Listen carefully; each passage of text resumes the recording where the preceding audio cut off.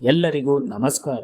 ನಿಷ್ಕಲ್ಮಶ ಅನಿಸಿಕೆ ಚಾನೆಲ್ಗೆ ಭೇಟಿ ನೀಡಿದ್ದಕ್ಕಾಗಿ ಧನ್ಯವಾದಗಳು ಹಾಗೂ ನಮ್ಮ ಚಾನೆಲ್ನ ಈ ಹೊಸ ವಿಡಿಯೋಗೆ ನಿಮಗೆ ಸ್ವಾಗತ.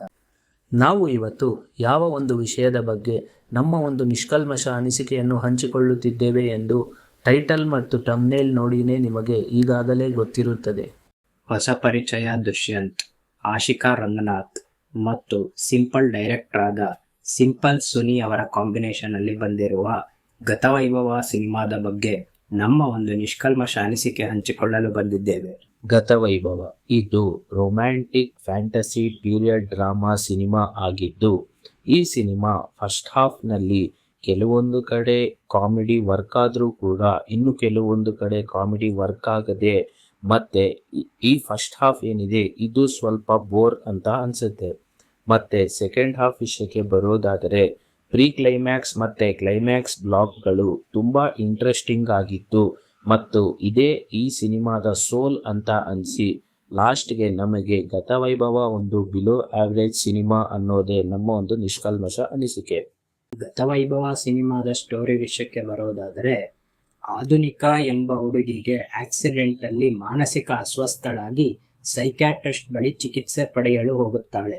ಅಲ್ಲಿ ಅವಳಿಗೆ ಸಬ್ ಕಾನ್ಶಿಯಸ್ ಮೈಂಡ್ ಅಲ್ಲಿ ಬರುವಂತ ಕಥೆಗಳನ್ನು ಆ ಸೈಕ್ಯಾಟ್ರಿಸ್ಟ್ ಬಳಿ ಹಂಚಿಕೊಂಡು ಕೆಲವು ದಿನಗಳ ನಂತರ ಗುಣಮುಖಳಾಗುತ್ತಾಳೆ. ಆನಂತರ ಅವಳ ಗತಜನ್ಮದಲ್ಲಿ ಬರುತ್ತಿದ್ದಂಥ ಪ್ರೇಮಿಕನ ಚಿತ್ರವನ್ನು ಬಿಡಿಸಿ ಅವರಿಬ್ಬರ ಭೇಟಿಯಾಗುತ್ತದೆ.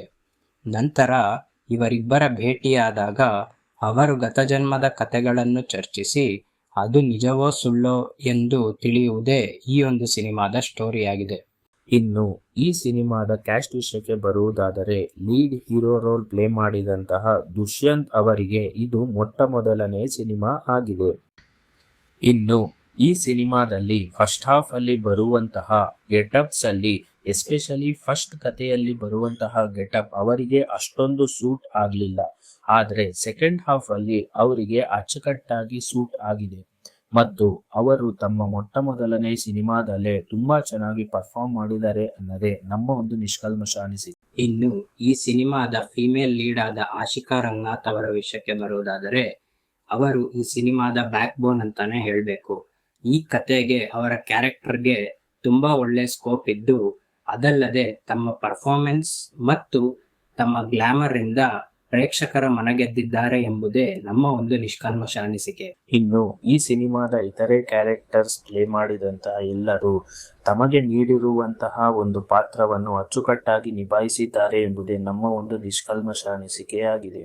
ಇನ್ನು ಈ ಸಿನಿಮಾದ ಡೈರೆಕ್ಟರ್ ಆದ ಸಿಂಪಲ್ ಸುನಿ ಅವರ ವಿಷಯಕ್ಕೆ ಬರುವುದಾದರೆ, ಇವರು ಮತ್ತೊಮ್ಮೆ ಒಂದು ಹೊಸ ಕಾನ್ಸೆಪ್ಟ್ ನೊಂದಿಗೆ ಬಂದು ಎಲ್ಲೋ ಫೇಲ್ ಆಗಿದ್ದಾರೆ ಎನ್ನುವುದೇ ನಮ್ಮ ಒಂದು ನಿಷ್ಕಲ್ಮಶ ಅನಿಸಿಕೆ. ಹೌದು, ಸಿಂಪಲ್ ಸುನಿ ಅವರ ವಿಷಯಕ್ಕೆ ಬರುವುದಾದರೆ ತಮ್ಮ ಪ್ರತಿಯೊಂದು ಫಿಲಿಂ ಅಲ್ಲೂ ಒಂದು ಹೊಸ ಕಾನ್ಸೆಪ್ಟ್ ಅನ್ನ ತರಬೇಕಂತ ಪ್ರಯತ್ನ ಪಡ್ತಾ ಇರ್ತಾರೆ. ಆದ್ರೆ ಈ ಸಿನಿಮಾ ವಿಷಯಕ್ಕೆ ಬರುವುದಾದರೆ ಎಲ್ಲೋ ರನ್ ಟೈಮ್ ನ ಸ್ವಲ್ಪ ಜಾಸ್ತಿ ಮಾಡಬೇಕು ಅಂತ ಸೆಕೆಂಡ್ ಹಾಫ್ ಅಲ್ಲಿ ಬರುವಂತಹ ಸ್ಟೋರಿ ಮತ್ತೆ ಕ್ಲೈಮ್ಯಾಕ್ಸ್ ಚೆನ್ನಾಗಿದ್ರೂ ಕೂಡ ಫಸ್ಟ್ ಹಾಫ್ ಅಲ್ಲಿ ಬರುವಂತಹ ಕಥೆಗಳು ಮತ್ತು ಸೆಕೆಂಡ್ ಹಾಫ್ ಅಲ್ಲಿ ಬರುವಂತಹ ಕಥೆಗೆ ಅಪ್ರೋಚ್ ಆಗುವಂತಹ ಒಂದು ಮೆಥಡ್ ಏನಿದೆ ಅದು ಎಲ್ಲೋ ಮೈನಸ್ ಆಯ್ತು ಅನ್ನೋದೇ ನಮ್ಮ ಒಂದು ನಿಷ್ಕಲ್ಮಶ ಅನಿಸಿಕೆಯಾಗಿದೆ. ಗತವೈಭವ ಸಿನಿಮಾದ ಮ್ಯೂಸಿಕ್ ವಿಷಯಕ್ಕೆ ಬರೋದಾದ್ರೆ, ಮ್ಯೂಸಿಕ್ ಸಿನಿಮಾ ರಿಲೀಸ್ ಮುಂಚೆ ಆಗ್ಲಿ ಅಥವಾ ಸಿನಿಮಾ ರಿಲೀಸ್ ಆಗ್ಲಿ ಯಾವುದೇ ಒಂದು ಸಾಂಗ್ಸ್ ಹೈಪ್ ತಂದಿಲ್ಲ ಮತ್ತು ಸಿನಿಮಾದಲ್ಲಿ ಒಂದು ಸಾಂಗ್ ಸೆಕೆಂಡ್ ಹಾಫ್ ಅಲ್ಲಿ ಬರುವುದು ಮಾತ್ರ ಕತೆಗೆ ಹೊಂದುತ್ತದೆ, ಬಿಟ್ರೆ ಬೇರೆ ಸಾಂಗ್ಸ್ ಎಲ್ಲ ಅಷ್ಟು ಬೇಕಾಗಿರ್ಲಿಲ್ಲ ಎಂಬುದೇ ನಮ್ಮ ಒಂದು ನಿಷ್ಕಲ್ಮಶ ಅನಿಸಿಕೆ.